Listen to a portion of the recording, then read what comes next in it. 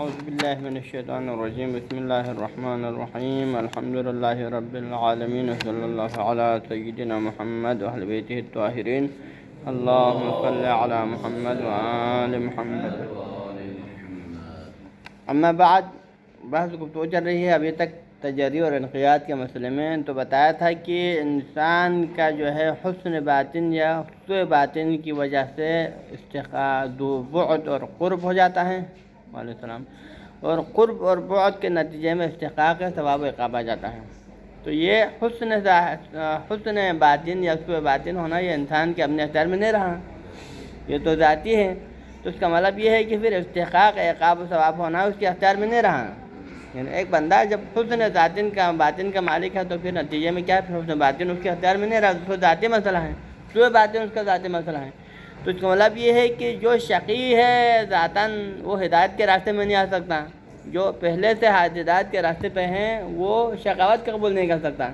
تو اس کا مطلب کیا ہے، پھر انبیاء و رسول کا نازل کرنا کیا ہوگا، یہ بے فائدہ ہوگا۔ کیوں بے فائدہ ہوگا؟ ان کی شقی لوگوں کا ہدایت کرنا یہ ناممکن ہے، یہ تکلیف ہمارا اطاق ہے، اور سعادت مند جو سعادت کے راستے پر ہیں، ہدایت یافتہ ہے، ان کو ہدایت کرنا تحصیل حاصل ہے۔ لہٰذا پھر انبیاء و رسول اور کتابوں کا نازل کرنا اس کا کوئی فائدہ نہیں ہوا۔ ٹھیک ہے، یہ نا اس کا جواب کیا ہے؟ اشکال کیا ان قلت، اگر آپ اشکال کریں، کیا اشکال کریں؟ علی ھذا، اس بنا پر، کس بنا پر؟ اس بنا پر کہ آپ نے کہا کہ حسن باطن اور سوء باطن کے ذریعے سے بعد و قرب آ جاتا ہے، اور خوب سے باطن اور سوء باطن انسان کا ذاتی ہے، اس کو جدا نہیں کر سکتا۔ تو اس بات کو ماننے کی صورت میں کیا لازم آتا ہے؟ فلا فائدہ فی بعث الرسل، تو اس صورت میں پھر رسول کا بھیجنے کا کوئی فائدہ نہیں ہوا کہ انبیاء، خداوند تعالیٰ نے 1,24,000 انبیاء کو بھیجا ہے، رسولوں کو بھیجا ہے۔ کیوں بھیجا ہے؟ جو غیر ہدایت یافتہ ہیں وہ ہدایت کے راستے پہ لائے، یہ نا فی بعث الرسل و انزال الکتب والوعظ والانذار، یعنی انبیاء و رسولوں کے اور آسمانی کتابوں کا بھیجنے کا فائدہ بھی نہیں ہوا، اور پھر مبلغ کا تبلیغ اور یعنی واعظ کا وعظ کرنے کا بھی کوئی فائدہ نہیں ہوا، کیونکہ وعظ کرنے سے کیا ہوگا؟ جو پہلے سے ہدایت کے راستے پر ہے اس کے لیے وعظ کرنے کی ضرورت نہیں ہے، جو پہلے سے یعنی اس کا راستہ ہی بھٹک گئے ہیں ان کے لیے ہدایت کرنے کا فائدہ، وہ تو شقی ہے، شقی ہدایت کے راستے پر نہیں آ سکتا نا، یہ ہوگا۔ جواب کیا ہے اس کا؟ جواب سن لیں، قل، تو جواب یہ ہے کہ ذالک اشارہ کیا ہے؟ یعنی ان الفائدہ فی بعث الرسل و انزال الکتب والوعظ والانذار، اس کا فائدہ کیا ہے؟ ایسا کیوں ہے؟ خدا نے رسولوں کو کیوں بھیجا؟ لینتفع به من حسنت سریرتہ، بھائی رسولوں کو بھیجنے اور آسمانی کتابوں کا بھیجنے کا فائدہ کن افراد کو ہے؟ ان افراد کو حاصل ہے جس کی طینت پاک ہے، جو سعید ہیں، جس کی طینت پاک ہو اس کو کیا کہا جاتا ہے؟ سعید کہا جاتا ہے نا۔ سعید کسے کہتے ہیں؟ جس کا باطن پاک ہو، یہ سعید ہے۔ تو جس کا باطن پاک ہے، حسن سیرت کا مالک ہے، ان کو فائدہ ہو جائے۔ وَطَابَتْ طِینَتُهُ، اور اس کے جن افراد کا طینت پہلے سے پاک ہے، کیوں؟ ان کو کیا فائدہ ہوگا؟ فرماتے ہیں کہ لِتُكْمِلَ بِهِ نَفْسُهُ، کیونکہ انسان اگرچہ ہدایت کے راستے پہ ہے جیسا کہ بتایا ہے کہ، لیکن انسان ہدایت کے راستے میں ہے تو پھر اس کے کمال کے مراتب ہیں۔ اگر آپ کمال کے پہلے درجے سیڑھی پہ ہیں، اگر آپ انبیاء و رسول اور آسمانی کتابوں کے ذریعے سے ہدایت کریں تو کیا ہو سکتا ہے؟ اس کا درجہ مزید کیا ہوگا؟ بلند ہوگا، ترقی ہوگا، اس کے درجات دوسرے درجے میں آ جائے گا۔ پھر جو دوسرے درجے پہ ہیں اس کو ہدایت کرے تو تیسرے درجے میں آ سکتا ہے۔ یعنی کمال کی جانب اس کی جو حرکت ہے، اس کا جو سفر ہے، اس میں ترقی اور اس میں مرتبہ بلند ہونے کے لیے یہ ضروری ہے۔ ہاں جی، جتنا انسان کو واعظ کرے گا اتنا ہی اس کو اندر ہدایت کا معین ہدایت پہلے سے زیادہ آئے گا۔ وہ کمال کے پہلے دوسرے درجے پہ تو تیسرے درجے پہ، دوسرے سے چوتھے درجے پہ آ سکتا ہے۔ ہاں جی، لِتُكْمِلَ بِهِ نَفْسُهُ، نفس یعنی اس کا نفس، کس کا نفس؟ مَنْ طَابَتْ سَرِيرَتُهُ کا جو نفس ہے اس کا مزید کمال کی جانب ترقی ہو جائیں۔ وَيَخْلُصْ مَعَ رَبِّهِ أُنْسَهُ، اور اپنے پروردگار کے ساتھ اس کا جو پہلے جو انسیت ہے وہ پہلے سے زیادہ کیا ہو؟ خالص ہو۔ پہلے پروردگار کے ساتھ انس تو تھا، لیکن اس انس کے اندر تھوڑی سی غیر ضروری چیزوں کی ملاوٹ ہے۔ خالص کا معنی کیا ہے؟ خالص جو ملاوٹ سے پاک ہو۔ لیکن جتنا ہی وعظ کرے گا، جتنا ہی انبیاء و رسول آ کے اور آسمانی کتابوں کے ذریعے سے اس کی ہدایت ہو جائے گا، تو پھر اس خدا کے ساتھ اس کی انسیت پہلے سے زیادہ خالص ہو جاتی ہے. یعنی بالفاظ اخلاص کے جو اس کا مرتبہ پہلے سے زیادہ کیا ہوگا؟ اخلاص کے دوسرے نمبر سے تیسرے سے چوتھے درجے پہ وہ آ جائے گا. ٹھیک ہے، جیسا کہ قرآن کریم نے اس کی جانب اشارہ کیے ہیں. کیا اشارہ کیا ہے؟ ما کننا لنہتدی، کہ ہم ہدایت کے راستے پہ گامزن نہیں رہتے یا ہدایت کے راستے پہ ہم قائم نہ ہوتے لولا ان ہدانا، اگر اللہ تعالیٰ کی ہدایت ہماری شامل حال نہ ہوتی. اگر اللہ تعالیٰ ہمیں ہدایت نہ کرتے، کس کے ذریعے سے؟ انبیاء و رسول کے ذریعے سے. حج اپنے ان کے ذریعے سے اگر ہماری ہدایت نہ کرتے تو پھر ہم ہدایت کے راستے پہ نہ آ جاتے ہیں. یا اگر ہدایت کے راستے پہ ہے تو قائم رہنے کے لیے کیا ضرورت ہے؟ ایک بندہ ہدایت کے راستے پہ ہے، اس کے اوپر مزید قائم رہنے کے لیے بھی اللہ تعالیٰ کی ہدایت کی ضرورت ہے. دوسری طرح فرماتے ہیں ایک اور آیت ہے. اب یہ آیت کیا ہے؟ سورہ اعراف کی آیت نمبر 43. اور دوسری آیت ہے قال اللہ تعالی و تبارک وذکر فإن الذکریٰ تنفع المؤمنین. ذکر نے یاد دہانی کرنا. اگرچہ آپ ہدایت کے راستے پہ ہیں لیکن اس کے لیے مزید تذکر کی ضرورت ہے. مزید بار بار کسی مطلب کو دہرانے سے کیا ہو جاتا ہے؟ پہلے سے زیادہ انسان کو کیا ہو جاتا ہے؟ فائدہ حاصل ہو جاتا ہے. ذکر فإن الذکریٰ تنفع المؤمنین. تو لہٰذا انبیاء و رسول تذکرہ یاد دہانی کے لیے آیا ہے تاکہ مومنین کو پہلے سے زیادہ کیا جائے؟ فائدہ پہنچائیں. یہ تو ہو گیا کن افراد کے لیے؟ پاک سیرت افراد کے لیے فائدہ. لیکن وہ بری سیرت کے لوگوں کے لیے کیا ہے؟ یعنی یہ انبیاء و رسول کے نازل کرنے کا ایک اور بھی فائدہ ہے. وہ فائدہ یہ ہے کہ جو شقی القلب انسان ہیں، جو گمراہی کے راستے پہ ہیں، ان کے لیے بھی حجت تمام کرنے کی ضرورت ہے. اللہ تعالیٰ کیا کرنا چاہتا ہے؟ حجت تمام کرنا چاہتا ہے. برے کافرین، مشرکین، مثلا اس طرح جو شقی افراد ہیں، ان کے لیے بھی حجت تمام کرنے کی ضرورت ہے. کیوں؟ یہ اگر اللہ تعالیٰ ان کے لیے کوئی ہدایت کا راستہ نہ دکھائے، انبیاء ان کے لیے نہ بھیجے، رسولوں کو ان کے سامنے نہ لائے، ان کے لیے وعظ و انذار کا راستہ سرے سے ان کو مکمل نہ دکھائیں، پھر قیامت کے دن ان کے اوپر عقاب کرے تو کیا کرے گا وہ قیامت کے دن؟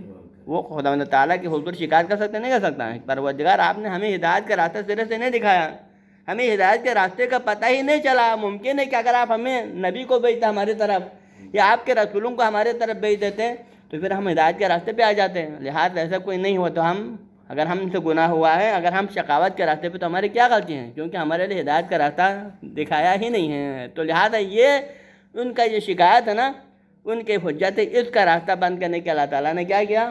انبیاء و رسولوں کو، آسمانی کتابوں کو نازل کیا اور ان کو دکھایا کہ اگر تم نے ہدایت کی طرف آنا ہے تو آ جائیں، راستہ تمہیں دکھایا ہے. لیکن پھر بھی وہ ہدایت کے راستے پہ نہیں آتا ہے تو پھر اللہ تعالیٰ قیامت کے دن ان کے اوپر عقاب کر سکتا ہے. اور ان کے لیے کوئی پھر حجت نہیں ان کے پاس. اللہ تعالیٰ کے پاس حجت ہے لیکن ان کے پاس نہیں ہے. لیکن اگر ذرائع ہدایت بھیجے بغیر سزا کرے تو ان کے اوپر حجت ہے لیکن خدا کی طرف حجت نہیں. ٹھیک ہے، تو لہٰذا فائدہ کیا ہے؟ ہاں جی، وہ جو مثلاً سینٹرل ایشیا ہے، مجھے پوچھتا ہے یہاں اکثر ان یہاں پہ ان کا نزول ہوا ہے نا، تو شرق و غرب میں مثلاً چائنا ہے، کوریا ہے، آسٹریلیا، اس طرف اس طرح ممالک میں جتنے بھی یہاں پہ مطلب یہاں پہ انڈین وہاں پہ نزول نہیں ہوئے، ان کی ہدایت نہیں پہنچی تو سوشل میڈیا سے پہلے، یعنی جو سیرت ہے جن کے ہدایت کا ذریعہ ہی نہ پہنچے مثلاً، ہاں، یعنی وہ اس کو کہتے ہیں جاہل قاصر. مطلب ہو سکتا ہے اس وقت بھی دنیا کے بعض جگہوں پہ ہیں، ایسے علاقے میں بعض لوگ ہوں جن کے لیے سرے سے ہدایت کا کوئی بھی ذریعہ نہ پہنچے مثلاً، تو پھر وہاں پر یقیناً ان کے اس کے بعد حجت ہے.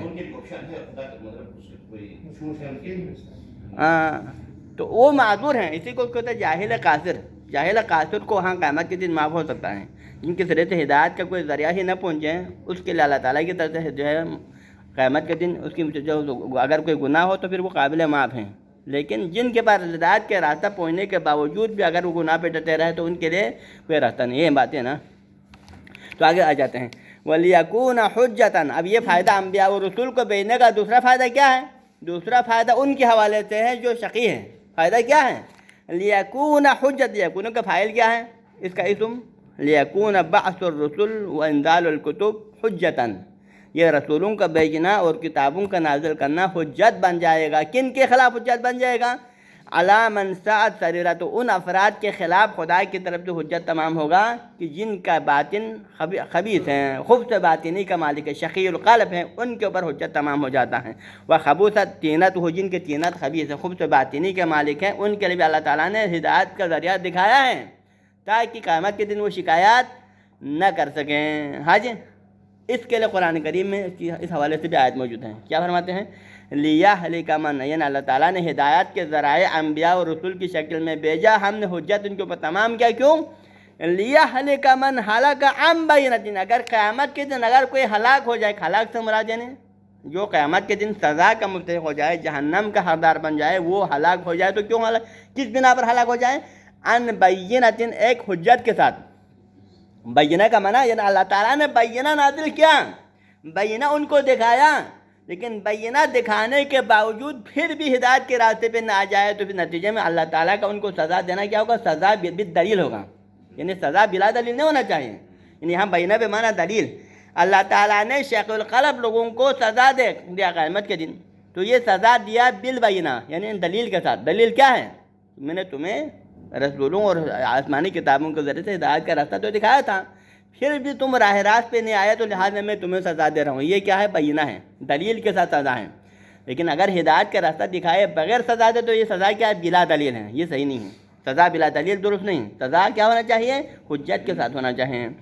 وَيَحْيَىٰ مَنْ حَيَّ عَن بَيْنَةٍ، اور اگر کوئی بندہ زندہ ہو قیامت، زندہ سے مراد یعنی اس کو جو معنوی مقامات اللہ تعالیٰ کی طرف سے اگر حاصل ہو جاتا ہے، جو ہدایت اس کو حاصل ہو جاتا ہے، تو وہ بھی کس کے ذریعے سے ہو جائے؟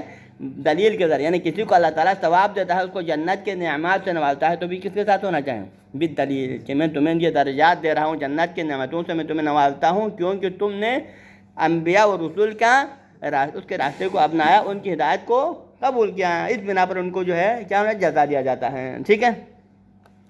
کہ لا یکون للناس علی اللہ حجت، تاکہ لا یکون، تاکہ نہ ہو جائے. کیا نہ ہو جائے؟ للناس علی اللہ حجت، لوگوں کے لیے خدا کے خلاف حجت نہ ہو جائے. یعنی انبیاء اور رسول کو بھیجنے کا مقصد کیا ہے؟ تاکہ لوگ خدا کے خلاف حجت قائم نہ کر سکیں. لوگوں کو خدا کے خلاف حجت قائم کرنے کے لیے عذر باقی نہ رہیں. بل کان للہ حجت بالغہ علی الناس، بلکہ اس کے مقابلے میں کیا ہوگا؟ اللہ کے پاس حجت ہے لوگوں کے خلاف. یعنی مطلب یہاں دو صورت، اگر اللہ تعالیٰ انبیاء و رسولوں کو اور آسمانی کتابوں کو اور ہدایت کے ذرائع بھیجے بغیر لوگوں کو عذاب دینا چاہے تو کیا ہوگا؟ پھر کان للناس علی اللہ حجت ہوگا. پھر لوگوں کے لیے حجت ہے، اللہ کے پاس حجت نہیں ہے. لوگوں پر کیا حجت ہے؟ آپ نے ہدایت کے ذریعہ نہیں دکھایا تو پھر ہم گمراہ ہو گئے. لیکن انبیاء و رسولوں اور آسمانی کتابوں کو نازل کرنے کے بعد، ہدایت کا راستہ ان کو دکھانے کے بعد پھر اگر سزا کرے تو کیا ہوگا؟ پھر کان للہ علیہ حجہ، پھر خدا کے پاس حجت ہے، ان کے پاس حجت نہیں ہوگا. تو خدا کیا چاہتا ہے؟ خدا کے لیے حجت ہو، لوگوں کے لیے حجت نہ ہو، اور حجت کے ساتھ کسی کو سزا دے، بغیر حجت کسی کو سزا. تو لہٰذا کان اللہ حجتا بالغہ، اللہ تعالیٰ کے لیے حجت بالغہ. کس کے خلاف؟ للناس، لوگوں کے، علی الناس، لوگوں کے خلاف. حج ولا یخفی. اب یہاں یہ مسئلہ ختم ہو گیا، یہ جواب ہم نے دے دیا. ایک اور نیا نقطہ وہ یہ ہے کہ ان فی الآیات و روایات شہادۃ علی صحۃ ما حکم بہ الوجدان الحاکم علی الاطلاق فی بعض الاستحقاق العقوبہ والمصوبہ. پہلے تو ہم نے کیا کہا؟ متجری کو استحقاق عقاب قرار دینے کے لیے، اور دوسرا جو ہے منقاد کو استحقاق ثواب قرار دینے کے لیے پہلی دلیل ہم نے کیا دیا تھا؟ وجدان. کہا تھا انسان وجدان مقام عمل میں اپنے آنکھوں سے ہم پاتے ہیں. کیا پاتے ہیں؟ کہ جب آپ خدا اور بندے کی بات ایک منٹ چھوڑو، عام میں دیکھیں، ایک مولا اور اس کے غلام کے درمیان آپس کا معاملہ دیکھیں کہ غلام اگر وہ مولا اپنے آقا کے خلاف تجری کرے، مثلاً مکمل اس کے جو اصرار کرے، مکمل اس کی مخالفت پر ہوتا رہ جائے، تو پھر استحقاق عقاب ہیں. اگر کوئی اس کی اطاعت کرے استحقاق ثواب ہیں. تو لہٰذا ایک پہلی دلیل ہے استحقاق عقاب اور استحقاق ثواب. کون بندہ مستحق عقاب ہے، کون بندہ مستحق عقاب نہیں ہے، کون بندہ مستحق ثواب ہے، کون مستحق ثواب نہیں ہے. اس کا پہلا جو بنیادی دلیل کیا ہے؟ وجدان ہے. وجدان حاکم ہے. وجدان یعنی حکم صادر کرتا ہے، فیصلہ کرتا ہے کہاں کہاں پر استحقاق عقاب ہونا چاہیے اور کہاں کہاں پر مستحق ثواب ہونا چاہیے. اور وہی وجدان یہاں پر حاکم ہے کہ تجدی کرنے والے کو مستحق عقاب ہونا چاہیے، انقیاد کرنے والے کو مستحق ثواب ہونا چاہیے. یہ فیصلہ پہلے نمبر پہ کون دیتا ہے؟ وجدان ہے. اور وجدان کے علاوہ ہمارے پاس اور بھی دلیل ہیں، وہ دلیل نقلی ہے. دلیل نقلی انشاءاللہ بھی ہم بیان کریں گے. حج ان فی الآیات والآیات شہادتاً، آیات الہی کے اندر بھی اور روایت ائمہ معصومین کے اندر بھی شہادت ہے، گواہی ہے. کس کے تائید میں ہے؟ علی صحت، اس بات کے صحت پر، کس بات کی صحت پر؟ علامہ حکم بہ الوجدان، کہ جس چیز کے اوپر انسان کے وجدان نے حکم لگایا تھا، جس چیز کا فیصلہ وجدان نے کیا تھا، اس وجدان کے فیصلے کی تائید اور اس کی صحت پر ہمارے پاس دلیل نقلی بھی موجود ہے، آیات کی شکل میں بھی موجود ہے اور روایت کی شکل میں موجود ہے۔ الوجدان الحاکم علی الاطلاق فی باب استحقاق العقوبہ والمثوبہ، کیونکہ اولاً استحقاق عقوبہ و استحقاق مثوبہ کے باب میں، اس باب میں کون مستحق عقاب ہے وہ یا نہیں ہے، کون مستحق ثواب ہے یا نہیں کا پہلا فیصلہ کرنے والا حاکم کون ہے؟ حاکم وجدان ہے۔ ہاں، وجدان فیصلہ کرتا ہے کہ مجرم مستحق عقاب ہونا چاہے، وجدان فیصلہ کرتا ہے کہ منقاد مستحق ثواب ہونا چاہے، لیکن اس کے علاوہ وجدان کے تائید میں ہمارے پاس اسی مطلب کے لیے کیا ہے؟ آیات قرآنی بھی ہیں اور اسی کے لیے ہمارے پاس روایت بھی۔ اب آیت قرآنی میں سے ہم ایک دو آیات کو ذکر کرتے ہیں۔ پہلی آیت مثلاً فرماتے ہیں ان تبدوا ما فی انفسکم او تخفوہ یحاسبکم بہ، یہ آیت ہے۔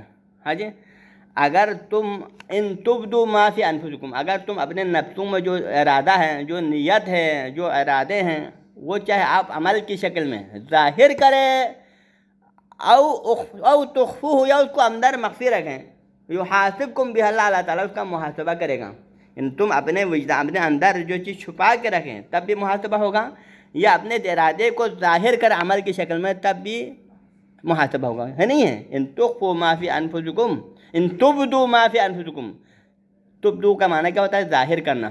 ما فی انفسکم، تمہارے انفس کے اندر جو ارادہ اور جو عزم ہے تم اس کو ظاہر کرے، او تخفو، یا اس عزم ارادے کو تم مخفی رہے اندر، دونوں صورتوں میں کیا ہوگا؟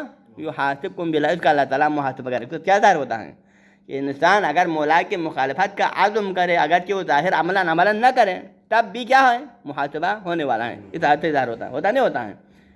ایک اور آیت ہے، لا یؤاخذکم اللہ باللغو فی ایمانکم، تم جو خدا کے نام لے کے قسمیں کھاتے ہیں نا، تو فضول اور بے حدا قسمیں خود ایسے قسم کھانے کے حوالے سے تو اللہ تعالیٰ تمہارا مواخذہ نہیں کرے گا، ولیکن یؤاخذکم بما کسبت قلوبکم، لیکن اللہ تعالیٰ تمہارا محاسبہ کرے ہوئے اس ارادے کی وجہ سے جو تمہارے دل نے کسب کیا، یعنی کسبت قلوبکم کا معنی کیا ہے؟ تمہارا عزم اور ارادہ، کیونکہ اس جھوٹے قسم سے یا اللہ تعالیٰ کے نام کو غلط قسموں کا استعمال کر کے تم دل میں جو ارادہ رکھتا ہے، جو بری نیت رکھتا ہے، اس بری نیتوں کی وجہ سے اللہ تعالیٰ تمہارا محاسبہ کرے گا۔ تو یہاں سے کیا ثابت ہوتا ہے کہ انسان عملاً مقام عمل میں غلطی نہ کرے، بلکہ اس کو نیت کی شکل میں، عزم و ارادے کی شکل میں غلطی کرے، تب بھی اس کا محاسبہ ہو سکتا ہے۔ یہ ہو گیا دو قسم کی آیات۔ اب آتا ہے روایت کے حوالے سے ایک دو روایت پیش کروں۔ ہاں جی، ایک روایت، پہلی روایت یہ ہے نیت المؤمن خیر من عملہ ونیت الکافر شر من عملہ، یہ ایک روایت ہے نا، مومن کی نیت اس کے عمل سے بہتر ہے اور کافر کی نیت اس کے عمل سے بھی بدتر ہے۔ کیا ہے؟ کیونکہ عمل سے بہتر کا مطلب کیا ہے؟ عمل سے ثواب ملتا ہے۔ اگر عمل نیک ہو تو اس ثواب نہیں ملتا ہے۔ جب عمل نیک ہے، استحقاق کا ثواب کا باعث ہے، اور جب آپ کی نیت اس عمل سے بہتر ہو تو کیا ہونا چاہیے؟ جب عمل استحقاق کا ثواب کا باعث ہو تو پھر نیت بدر کا اولا استحقاق کا ثواب کا باعث ہونا چاہیے۔ جب کہتے ہیں نیت الکافر شر من عملہ، کافر کی نیت اس کے عمل سے بہتر ہے۔ کافر کا عمل کیا ہے؟ کافر کا عمل وہی گناہوں کے علاوہ کیا ہو سکتا ہے؟ شرک، کفر، کفران نعمات، اور اس کے علاوہ دین گمراہی کے جو اعمال ہیں۔ تو کافر کے عمل جب اس سے استحقاق عقاب ہو سکتا ہے تو پھر اس کی نیت پر کیا ہوگا؟ جب نیت اس سے بدتر ہے تو بدتر کا اولا اس سے استحقاق عقاب ہوگا نہیں ہوگا؟ تو لہٰذا اس کا مطلب ہے کہ نیت اس کا عزم ارادہ ہے، ابھی عملاً ظاہر نہیں ہوا ہے، لیکن وہ بھی اس کے عمل سے بدتر ہے یا بہتر ہے، اس کا مطلب ہے کہ استحقاق کا ثواب عقاب اس پر آ سکتا ہے۔ ایک اور بات، ایک اور یہ ہے کہ سوال کیا ہے معصوم سے کہ یعنی کافروں کے بارے میں کہا خالدین فی النار، اور مومنین کے بارے میں کہتے ہیں کہ ادخلون فی الجنت خالدین فیہا، مومن جنت میں رہیں گے اور وہ ہمیشہ ہمیشہ کے لیے، کافر کو جہنم میں ڈالا جائے گا ہمیشہ ہمیشہ کے لیے۔ اب یہاں پر ایک سوال آ گیا، سوال کیا آ گیا کہ دنیا میں اس نے گناہ کیا محدود مدت کے لیے، کیا نہیں کیا؟ فرض کرے کافر یا مشرک کو خالدین فیہا جنت میں ہمیشہ کے لیے ڈالا، جبکہ اس کافر و مشرک نے دنیا میں غلط کام کتنے مدت کے لیے کیا ہے؟ اس کے اپنے عمر تک، اس کے بلوغت سے لے کر اس کے مرنے تک زیادہ سے زیادہ 50 سال 60 سال 70 سال اس نے گناہ کیا ہے، کیا نہیں کیا؟ اس کے بعد وہ دنیا سے مر گیا، رحلت ہوا۔ اب قیامت میں جہنم میں ہمیشہ ہمیشہ کے لیے کیوں؟ کیونکہ گناہ اس نے محدود مدت کے لیے کیا ہے، لیکن اسی محدود مدت کی سزا ہمیشہ ہمیشہ کے لیے خالدین فیہا کیوں؟ وجہ کیا ہے؟ اسی طرح دنیا میں مومن نیک عمل کرتا ہے تو ایک مومن نیک عمل کرتا ہے تو نیک عمل زیادہ سے زیادہ کیا کرے گا؟ 50 سال یا 60 سال کرے گا، اس سے زیادہ اس نے نیک عمل کیا نہیں ہے۔ لیکن اس نیک عمل مختصر محدود مدت کے لیے کیا ہے تو پھر ہمیشہ ہمیشہ کے لیے جنت میں جماعت سے کیوں نوازا جانا ہے؟ تو یہ سوال کیا؟ تو پھر وہاں پر عامر معصومین نے جواب کیا دیا؟ جواب یہ دیا کیونکہ کافر کا ارادہ کیا تھا؟ کافر اور مشرک کا ارادہ اور نیت یہ تھا کہ اگر مجھے اللہ تعالیٰ نے ہمیشہ ہمیشہ کے لیے دنیا میں بھیجے تب بھی میں نے اسی گناہ کو جاری رکھنا ہے۔ ایک شراب خور کا ارادہ کیا ہے؟ اس نے شراب پیا، فرض کرے 50 سال اس نے شراب پی کے گزارا، پھر چلا گیا، لیکن اگر اس کو زندہ رکھے تو کیا کرے گا؟ اگر 1000 سال 2000 سال 5000 سال ہمیشہ کے لیے دنیا میں رکھے تب بھی اپنی شراب خوری کو چھوڑنا ہے۔ اس کا ارادہ یہ ہے کہ میں نے اپنی شراب خوری کو آگے کے لیے بھی جاری رکھنا ہے، ہمیشہ ہمیشہ کے لیے، اس کے لیے کوئی مدت معین۔ تو لہٰذا کیونکہ اس کا نیت یہ ہے کہ ہمیشہ ہمیشہ اس نے کفر کو باقی رکھنا ہے، اس نے شرک کو باقی رکھنا ہے، اس وجہ سے خالدین فیہا جہنم میں ہمیشہ کے لیے رکھا جائے گا۔ اور ایک مومن کا جو نیک عمل بجا لاتا ہے اس کا بھی ارادہ کیا ہے؟ اگرچہ وہ محدود مدت کے لیے دنیا سے چلا گیا، لیکن اس کا ارادہ یہ کہ اگر اللہ تعالیٰ مجھے ہمیشہ کی زندگی دیا جائے، مجھے ہمیشہ ہمیشہ کے لیے، تب بھی میں نے اپنے اسی نیک عمل کو باقی رکھنا ہے، محتاجوں کی مدد میں نے ہمیشہ کرتے رہنا ہے، نماز اور روزے پہ پابندی میں نے ہمیشہ ہمیشہ کرتے رہنا ہے۔ ہر نیک عمل کو اس نے مکمل ہمیشہ کے لیے بجا لانے کا ارادہ رکھتا ہے، اس وجہ سے اس کو خالدین فی الجنہ، جنت میں خالدین فیہا کے ساتھ ہمیشہ کے لیے۔ تو لہٰذا اس کا مطلب کیا ہے؟ پھر آگے کا جو عقاب کیوں ہے؟ اس کے ارادے کی وجہ سے، کیونکہ ارادہ استحقاق ثواب کا موجب بنا نہیں بنا، استحقاق ثواب عقاب کا موجب بن گیا۔ یہ دوسری دلیل۔ تیسری دلیل، ایک اور دلیل ہم آپ کے سامنے پیش کرتے ہیں۔ وہ دلیل یہ ہے کہ رسول اللہ صلی اللہ علیہ وسلم نے فرمایا، کیا فرمایا؟ اذا التقى المسلمان بسيفهما فالقاتل والمقتول كلاهما في النار۔ رسول اللہ نے فرمایا کہ جب دو مسلمان تلوار سے ایک دوسرے کے ساتھ لڑ پڑتا ہے اور ان میں سے ایک دوسرے کو قتل کرتا ہے تو پھر یہ قاتل و مقتول دونوں جہنمی ہوگا۔ قاتل و مقتول دونوں جہنمی، دونوں مسلمان ہیں، دونوں جہنمی۔ تو پھر وہاں پر رسول اللہ سے کسی نے پوچھا، فقیل یا رسول اللہ ھذا القاتل وما بال المقتول؟ ٹھیک ہے، قاتل کا مسئلہ تو سمجھا، کیونکہ قاتل نے اس کو قتل کیا تو لہٰذا جہنم میں جانا چاہیے، وہ تو قاتل بن گیا، لیکن وہ مقتول کی کیا قصور ہے؟ مقتول تو قتل بھی ہوا ہے اور جہنم میں بھی، کیوں؟ وجہ کیا ہے؟ تو رسول اللہ نے فرمایا لِأَنَّهُ أَرَادَ قَتْلَ صَاحِبِهِ، کیونکہ اگر مقتول کو موقع ملتا تو کیا ہونا تھا؟ اس کو مارنا تھا۔ پہل اس نے کیا تو وہ پہلے دنیا سے چلا گیا، لیکن اس کا بھی ارادہ کیا تھا؟ اپنے ساتھی کو مارنے کا ارادہ، قتل کا ارادہ تو یہ بھی رکھتا تھا، لیکن اس کو مہلت نہیں ملا، الگ موضوع ہے۔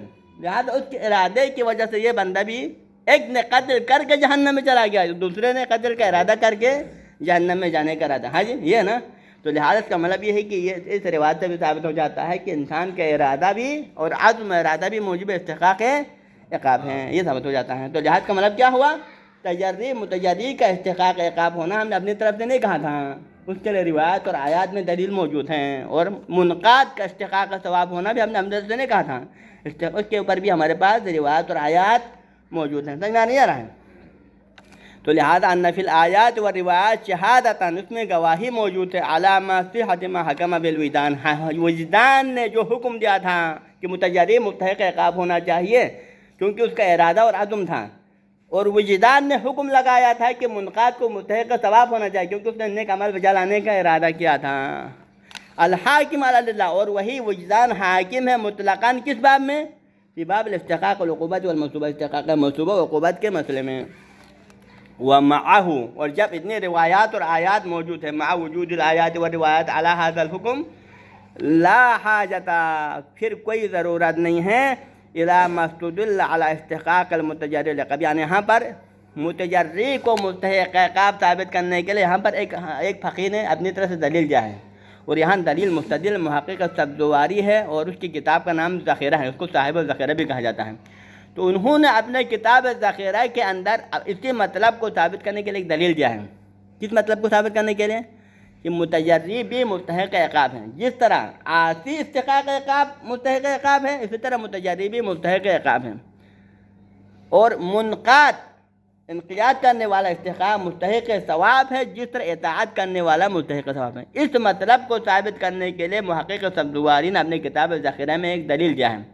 تو صاحب کتاب اخوند خراسانی نے فرمایا کہ صاحب ذخیرہ کی جس دلیل، اولاً اس کے محتاج نہیں ہم، کیونکہ ہمارے پاس پہلی یہ وہی وجدان ہمارے پہلے دلیل ہے، اور وجدان کے علاوہ ہمارے پاس آیات اور روایت جو اس کے مطلب کے لیے دلیل ہے، اور جو ثابت کر رہا ہے کہ متجری مستحق عقاب ہیں اور منقاد مستحق عقاب۔ اس کے بعد پھر صاحب ذخیرہ جو کہ محقق سبزواری ہے، ان کا یہ دلیل ہمیں کوئی ضرورت نہیں، اس کی کوئی ضرورت کو لانے کی ضرورت نہیں ہے، انہوں نے جو دلیل عقلی لایا ہاں جی۔ اور دوسری بات، اگر وہ اپنے دلیل پیش کرے تو اس پر اشکال آ جاتا ہے، کیونکہ یہ دلیل اپنی جگہ پر درست، اس دلیل کا جواب یعنی قابل مناقشہ ہے، آپ کی جو دلیل ہے وہ قابل مناقشہ ہے۔ وَمَعَهُ لَا حَاجَةَ، ہمارے پاس آیات و روایات موجود ہے، تو وہ آیات و روایات کی موجودگی میں ہمیں کوئی ضرورت نہیں ہے۔ کیا ضرورت نہیں ہے؟ الى ما استدل علی، اس استدلال کی طرف جو کہ استدلال پیش کیا کس بات کے اوپر؟ علی استحقاق المتجری للعقاب، کی متجری کا مستحق عقاب ہونے کے لیے جو استدلال کیا ہے۔ من ہوا استدلال محقق سبزواری فی الذخیرہ، محقق سبزواری نے اپنی کتاب ذخیرہ میں جو استدلال کیا ہے، بما حاصل ہو، اور اس کا خلاصہ کلام یہ ہے۔ محقق سبزواری نے کہا، محقق سبزواری نے وہاں پر حاصل عقلی کی ضرورت کہا کہ دیکھو دو بندہ فرض کریں، ہم اس کو دلیل کو سمجھانے کے لیے آپ غور سنیں، یہاں پر اس برتن میں بھی ایک مائع ہے، اس برتن میں بھی ایک مائع ہے۔ زید نے اس برتن کے مائع کو شراب سمجھ کے پی لیا، اور عمر نے اس برتن کے مائع کو شراب سمجھ کے پی لیا۔ دونوں کو قطع ہے، اس کو بھی قطع ہے کہ یہ مائع شراب ہے، پی لیا، اس کو بھی قطع ہے کہ اس برتن میں موجود مائع شراب ہے، اس نے بھی پی لیا۔ دونوں برابر ہے نہیں، دونوں کو قطع ہے شراب ہونے کا، دونوں نے پیا ہے۔ پھر بعد میں کیا ہوا؟ اس نے شراب سمجھ کے پیا تھا، واقعی میں شراب تھا، تو اس نے کیا پی لیا تھا؟ حقیقت میں شراب پی لیا تھا۔ اس بندے نے شراب سمجھ کے 100% یقین کے ساتھ پیا تھا، لیکن اصل میں شراب نہیں تھا، پانی تھا۔ تو پھر کیا ہے؟ یہ متجری ہے، یہ عاصی ہے نہیں ہے؟ یہ متجری ہے کیونکہ شراب سمجھ کے پی لیا تھا، لیکن اس کا قطع مطابق واقع نہیں تھا۔ لیکن یہ بندہ شراب سمجھ کے پیا تھا اور شراب بھی تھا، تو اس نے کیا کیا ہے؟ وہاں پر عاصی ہے، کیونکہ اس نے اصل میں شراب پیا ہے، تو یہ عاصی ہے اور یہ مطلب متجری ہے۔ اب یہاں پر عقلاً 4 صورتوں سے خالی نہیں، عقلاً 4 صورتوں سے خالی نہیں۔ پہلی صورت ہم کہیں کہ دونوں مستحق عقاب نہیں ہیں، ہم فرض کریں، فرضی مسئلہ ہے، فرض کریں کہ کیونکہ یہ عقلی جو دلیل میں کیا ہوتا ہے، آپ نے احتمالات میں سے ہر ایک کو باطل کرتے کرتے آخر میں ایک احتمال رہ جاتا ہے، وہی احتمال درست ہو جاتا ہے۔ تو یہاں پر بھی ہم فرض کر پہلی صورت کہ دونوں مستحق عقاب نہیں ہیں، اس پانی کے پینے والا بھی مستحق عقاب نہیں ہے، اس کا بھی مستحق عقاب نہیں ہے۔ اگر اس کو فرض کرنے کی صورت میں یہ غلط ہے۔ کیوں غلط ہے؟ اس لیے غلط ہے کیونکہ یہاں پر عاصی بھی گناہگار نہیں ہوگا، کیونکہ اس نے شراب سمجھ کے پیا بھی ہے اور شراب بھی تھا، تو کیا آپ نے ارادہ و اختیار کے ساتھ شراب پیا ہے، اس کے باوجود اس کو مستحق عقاب نہ ہونا معقول نہیں ہے نا۔ دونوں کو مستحق عقاب نہ ہونے سے کیا لازم آتا ہے؟ عاصی کو بھی عقاب سے چھڑانا لازم آتا ہے، یہ غلط ہے۔ دوسری صورت یعنی یہ صورت تو قطعاً باطل ہے۔ دوسری صورت کیا ہے؟ آپ اس شراب سمجھ کے شراب پینے والے کو گناہ نہ دے دیں، استحقاق عقاب کا قائل نہ ہو جائیں، لیکن شراب سمجھ کے پانی پینے والے کو کہیں کہ یہ مستحق عقاب ہے۔ یہ غلط ہے، صحیح ہے؟ یہ اس سے بھی غلط ہے، کیونکہ عاصی کو گناہ نہ دے دے، اس کو عذاب نہ دے دے، لیکن متجری کو کیونکہ جس نے شراب نہیں پیا ہے اس کے اوپر عقاب ڈالے، یہ کیا ہے؟ یہ بھی غلط ہے، کیونکہ یہاں پر الٹا ہو جائے گا۔ ہاں جی، کہ عاصی بدتر ہوتے ہوئے اس کو آپ عقاب نہیں دے رہا ہے، لیکن متجری اس سے تھوڑا نیچے والا ہے اس کو عقاب دے رہا ہے، یہ بھی غلط ہے۔ تو باقی کیا رہا؟ باقی 2 صورت ہیں۔ 2 صورت کیا ہے؟ 2 صورت یہ ہے کہ تیسری صورت آپ متجری کو مستحق عقاب قرار نہ دیں، لیکن عاصی کو مستحق عقاب قرار دیں، یعنی کہ جس نے شراب سمجھ کے واقعی میں شراب پیا ہے اس کے اوپر اس کو عقاب دیں، لیکن جس نے شراب سمجھ کے پانے پہ اس کو عقاب نہ دیں۔ یہ والی صورت ماننے سے کیا لازم آتا ہے؟ اس صورت میں یہ لازم آتا ہے کہ آپ نے استحقاق عقاب کو کسی غیر اختیاری فعل پر منوط کیا، یعنی کیا؟ کیونکہ دونوں نے شراب سمجھ کے یقین کے ساتھ پیا تھا، پیانے سے نہیں پیا تھا، لیکن بعد میں شراب کا ہونا نہ ہونا، اس کی قطع کا مطابق واقع ہونا، اس کے قطع کا مطابق واقع ہونا ان کے اپنے اختیار میں تھا نہیں تھا، ان کے اپنے اختیار میں نہیں تھا، یعنی اس کا واقعی میں شراب ہونا یا نہ ہونا، اس کے قطع کا مطابق واقع ہونا یہ کیا ہے؟ یہ اختیار میں نہیں انسان کے ہیں۔ تو لہٰذا آپ کیا کرا دے رہے ہیں اس میں؟ عقاب کے سرزد ہونے، عقاب مستحق عقاب ہونے نہ ہونے کی بنیاد کسی ایک غیر ارادی فعل پہ قرار دے رہے ہیں، اور یہ صحیح نہیں ہے۔ غیر ارادی فعل کے تحت کسی کو مستحق عقاب قرار دیں، کسی کو مستحق عقاب قرار نہ دیں، یہ کبھی ہوتا ہے۔ تو اس بنا پر یہ والی صورت بھی کیا ہے؟ باطل ہے۔ رہ گیا چوتھی صورت کیا ہے؟ کہ دونوں کو مستحق عقاب قرار دینا چاہیے، دونوں کو، عاصی کو بھی مستحق عقاب قرار دینا چاہیے اور متجری کو بھی مستحق عقاب قرار دینا چاہیے. فثبت المطلوب، جہاں سے ہمارا مطلوب ثابت ہوا. کیا ثابت ہوا؟ کہ متجری بھی مستحق عقاب ہے. عاصی تو ہے ہی ہے لیکن متجری بھی مستحق عقاب ہونا ثابت ہے، کیونکہ پہلے تین استعمالات کیا ہو جاتا ہے؟ باطل ہو جاتا ہے. یہ ہے محقق سبزواری کا دلیل عقلی. ٹھیک ہے جی، ہم دلیل کو بیان کریں گے لیکن اس کا جواب بعد میں دیں گے. ہاں جی، تو فرمایا کہ حاصل ہو محقق سبزواری کے اس دلیل کا محاصل یہ ہے، اگرچہ انہوں نے چاروں صورتوں کو یہاں بیان نہیں کیا ہے لیکن ہم نے اس کو اس طرح سمجھانے کے لیے چار صورتوں کو بیان دیتا ہے کہ آپ کے لیے مطلب واضح ہو جائے. ہاں جی، تو انہوں نے کیا فرمایا محقق سبزواری نے کہ انہو لولا ہو، اگر یہ نہ ہو، کیا نہ ہو؟ لولا استحقاق المتجری العقاب، اگر متجری کو عقاب کا مستحق قرار نہ دے دے، فقط عاصی کو مستحق عقاب قرار دے، تو کیا لازم آتا ہے؟ ما استحقاق العاصی للعقاب، یعنی لولا ہو انہو قلنا انہو لو قلنا ان المتجری لم یستحق العقاب، اگر ہم یہ کہیں کہ متجری مستحق عقاب نہیں ہے، مع استحقاق العاصی للعقاب، اور ہم دوسری طرف سے کہیں کہ عاصی مستحق عقاب ہے، یعنی ہم دو باتیں کریں. ادھر ہم کہیں کہ متجری مستحق عقاب نہیں ہے اور یہاں کہتا ہے کہ عاصی مستحق عقاب ہے. اس طرح دو باتوں کو کہیں تو کیا لازم آتا ہے؟ لازم یہ آتا ہے کہ یلزم اناطۃ استحقاق العقوبہ بما هو خارج عن الاختیار. اس سے یہ لازم آتا ہے کہ آپ استحقاق عقوبت کے کرنے نہ کرنے کے مسئلے کو کس کے اوپر منوط قرار دیں ہیں؟ کسی غیر اختیاری فعل پر اس کو منوط قرار دے رہے ہیں. یعنی آپ کے نظر میں استحقاق ثواب عقاب کا معیار کوئی ایسا فعل ہے جو انسان کے اختیار میں نہیں ہے. کون سا فعل؟ اس کے قطع کا مطابق واقع ہونا، اس کے قطع کا مطابق واقع نہ ہونا. آپ نے استحقاق ثواب و عقاب کو مطابق واقع ہونے نہ ہونے کے ساتھ جوڑ دیا، اور قطع کا مطابق واقع ہونا نہ ہونا اس کے اختیار میں نہیں ہے. تو لہذا استحقاق عقاب و ثواب کو غیر اختیاری فعل کے ساتھ جوڑنا یہ بات درست نہیں ہے، اس کے ساتھ منوط قرار دینا درست نہیں ہے اور یہ قبیح ہے. حج تو لہذا وہ کیا ہے؟ وہ غیر اختیاری فعل کیا ہے؟ ما ہوا ھذا، وہ غیر اختیاری فعل یہ ہے کہ من مصادفت قطعہ الخارج عن تحت قدرت اختیاری ہے، کہ اس کے قطع کا جو ہے مصادفہ ہونا. کس کے قطع کا مصادفہ ہونا؟ من مصادفت قطع العاصی الواقع، عاصی کے قطع کا مطابق واقع ہونا اور متجری کے قطع کا مطابق واقع نہ ہونا. یہ کیا ہے؟ عاصی کے قطع کا مطابق واقع ہونا عاصی کے اختیار میں نہیں ہے، متجری کے قطع کا مطابق واقع نہ ہونا متجری کے اختیار میں نہیں ہے. لیکن آپ کیا کر رہے ہیں؟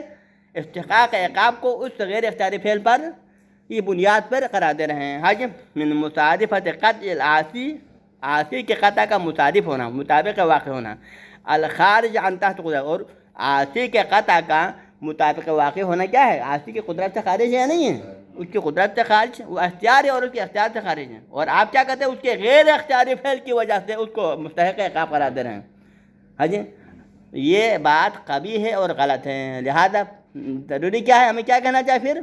بس ضروری یہ ہے کہ ہمیں عاصی و متجری دونوں کو مستحق عقاب کریں، کیونکہ اگر آپ قصد کے بنا پر، عزم و ارادے کی بنا پر اگر آپ استحقاق عقاب قرار دے رہے ہیں تو پھر عاصی و متجری دونوں مستحق ہیں.